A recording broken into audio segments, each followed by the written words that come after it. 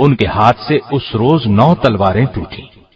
मुसलमानों के लश्कर को उनके नरगे से निकाल कर ले आना सैयदना खालिद बिन वलीद का एक बहुत बड़ा कारनामा था, क्योंकि रूमी फौज 60 गुना थी और मुसलमान फौज का नुकसान भी कम से कम हुआ।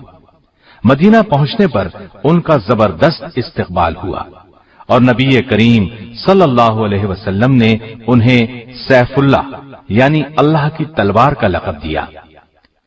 आपके जहन में यकीनन सवाल उभर रहा होगा कि इस्लाम लाते ही जिन्होंने ये कारहाय नुमाया अंजाम दे डाले, वो इस्लाम लाने से पहले कैसे थे, क्या करते रहे। तो आइए हम एक नजर उनकी इस्लाम से पहले की जिंदगी पर भी डाल लें। अरब के तपते रेगिस्तान में आपने परवरिश पाई। बचपन ही से फनून सिपाहगरी की तरफ मुतवज्जे हो गए। उनकी जंगजूयाना सलाहियतों को देखते हुए कौम की हिफाजत उनके सपुर्द की गई। घुड़सवारी की तरबियत भी ली थी। बुलंद मर्तबत खानदान से ताल्लुक था। जवानी ही में ताकतवर और बहादुर सिपाही शुमार होने लगे, यहां तक कि पूरे अरब में मशहूर हो गए। ऐसे में उन्हें मालूम हुआ कि कुरैश के एक नौजवान ने दावा किया है कि उस पर अल्लाह की तरफ से वही आती है। फिर उन्होंने रसूलुल्लाह सल्लल्लाहु अलैहि वसल्लम को लोगों को ये दावत देते हुए सुना, लोगों, एक अल्लाह की इबादत करो, पत्थर के बुतों की पूजा छोड़ दो। ये दावत सुनकर खालिद बिन वलीद ने महसूस किया, ये दावत तो उनकी कौम के हक में तबाहकुन साबित होगी। उनकी पूरी कौम की राय यही थी, लिहाजा वो कुछ और सोचते भी कैसे। उन्होंने ख्याल किया, नया दीन तो उनकी सरदारी को खत्म कर देगा, लिहाजा वो भी कौम के साथ इस्लाम के खिलाफ डट गए। दीन की इशाअत को रोकने पर तुल गए। उन्होंने मुसलमानों के खिलाफ कई जंगों में हिस्सा लिया, उन्हें बहुत नुकसान पहुंचाया। इसके बावजूद उन्हें यह महसूस होता रहता था कि कुरैश चाहे कुछ भी कर लें, इस्लाम की दावत को रोक नहीं सकेंगे। उन्होंने कुरैश के साथ मिलकर नबी सल्लल्लाहु अलैहि वसल्लम और आपके सहाबा को सताने का कोई मौका हाथ से न जाने दिया। मुसलमानों का मक्के में रहना नामुमकिन बना दिया। आखिर मुसलमान मदीने हिजरत कर गए। दीन के तहफ्फुज के लिए उन्होंने जवाबी जंग की ठानी। चुनाचे गज़वाए बद्र का मारका हुआ। कुरैश के बहुत से सरदार मुसलमानों के हाथों मारे गए या कैदी बना लिए गए। कुरैश की इस जिल्लत आमेज शिकस्त ने खालिद बिन वलीद को आग बगूला कर दिया। वो सोच भी नहीं सकते थे कि मुसलमान इतनी जल्दी इस कदर मजबूत भी हो सकते हैं। अब उस वक्त उन्हें क्या मालूम था कि मुसलमानों के लिए अल्लाह ताला ने आसमान से मदद नाजिल फरमाई थी। वो मुसलमानों के खिलाफ कोशिशों में सरगर्म हो गए। बद्र की शिकस्त के बाद कुरैश ने फैसला किया कि मुसलमानों के खिलाफ एक और जंग लड़ी जाए। इस्लाम को मिटाने के लिए 3000 की फौज तैयार की। साजो सामान से उस फौज को लेस किया गया और इर्द गिर्द के कबाइल से मुसलमानों के खिलाफ दुश्मनी का मुआहदा किया। इसके बाद मदीने की तरफ रवाना हुए। उहुद के मकाम पर मुसलमानों से सामना हुआ, जिनकी कुल तादाद 700 थी।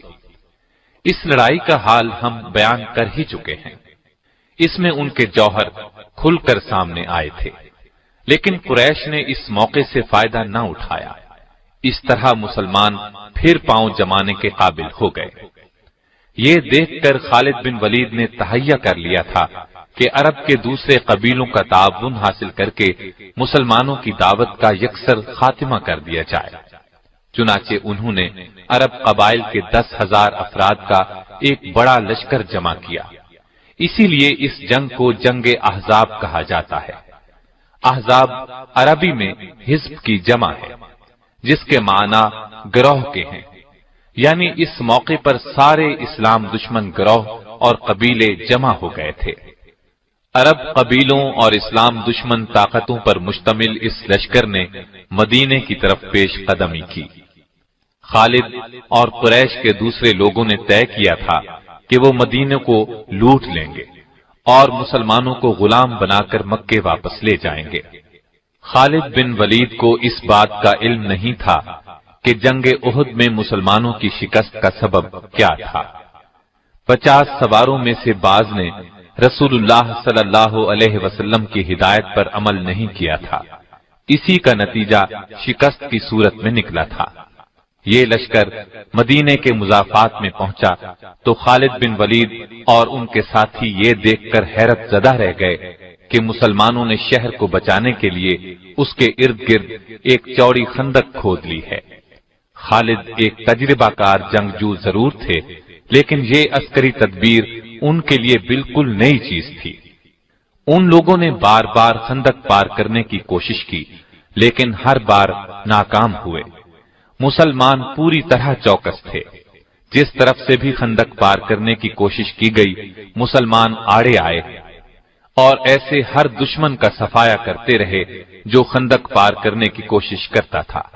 محاصرے کو جب 1 ماہ گزر گیا اور کچھ بن نہ پڑا تو خالد بن ولید مایوس ہو گئے۔ انہیں یقین تھا کہ مسلمان ہتھیار نہیں ڈالیں گے۔ پھر اللہ کے حکم سے تیز آندھی چلی، اس نے کفار کو تتر بتر کر دیا، خیمے اڑا کر رکھ دیے۔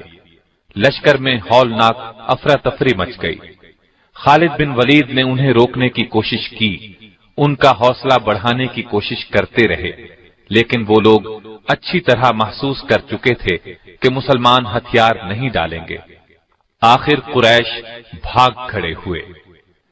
دشمنوں سے نجات پانے کے بعد رسول اللہ صلی اللہ علیہ وسلم اور صحابہ کرام نے عمرے کا ارادہ فرمایا۔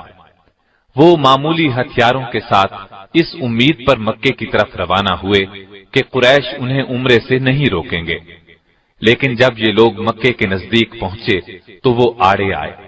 انہوں نے خیال کیا مسلمانوں کی آمد ان کے لیے خطرہ ہے۔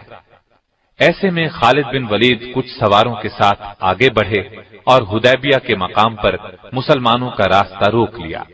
انہوں نے مسلمانوں کو للکارا، لیکن وہ تو گھر سے لڑنے کے لیے نہیں آئے تھے، لہذا خاموش رہے۔ آخر رسول اللہ صلی اللہ علیہ وسلم نے قریش کے ساتھ ایک صلح نامہ طے کیا۔ طے یہ پایا کہ مسلمان اور قریش مکہ 10 سال تک نہیں لڑیں گے، اور یہ کہ مسلمان اب واپس مدینے چلے جائیں، آئندہ سال عمرہ کرنے کے لیے آئیں۔ اس معاہدے کی کچھ اور شرائط بھی تھیں۔ بعض مسلمانوں کے خیال میں وہ شرائط پسندیدہ نہیں تھیں، مگر انہوں نے رسول اکرم صلی اللہ علیہ وسلم کے سامنے دم مارنے کی جرأت نہ کی۔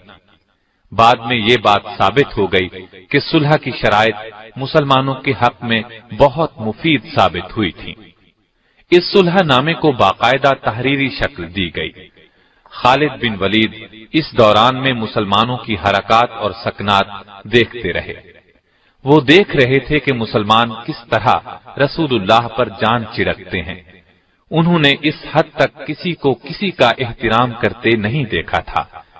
اسلام کی دعوت دینے کے وہ کس قدر شوقین تھے، یہ بھی انہیں اندازہ ہوا۔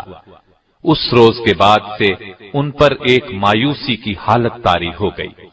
حقیقت یہ تھی کہ وہ اسلام کی سچائی کو پوری طرح محسوس کرنے لگے تھے، لیکن اعلانیہ یہ بات کہنے کا حوصلہ ابھی ان میں پیدا نہیں ہوا تھا۔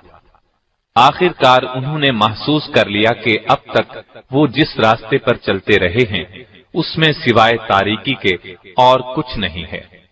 اسلام کی روشنی انہیں اپنے اندر جذب ہوتی محسوس ہوئی۔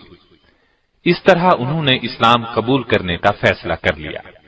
ان کے اسلام لانے کی تفصیل ہم آپ کو سنا ہی چکے ہیں۔ اسلام لانے کے بعد خالد بن ولید اسلام کے سچے سپاہی بن گئے اور اسلام پر سختی سے کاربند ہو گئے۔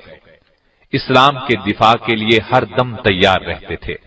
نبی کریم صلی اللہ علیہ وسلم انہیں جہاں جانے کے لیے کہتے وہ فوراً حکم بجا لاتے، ایک لمحے کی بھی تاخیر نہ کرتے۔ اب اسلام تیزی سے پھیلنے لگا تھا۔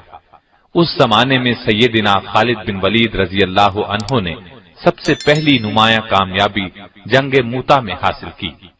اس کا ذکر آپ سن چکے ہیں۔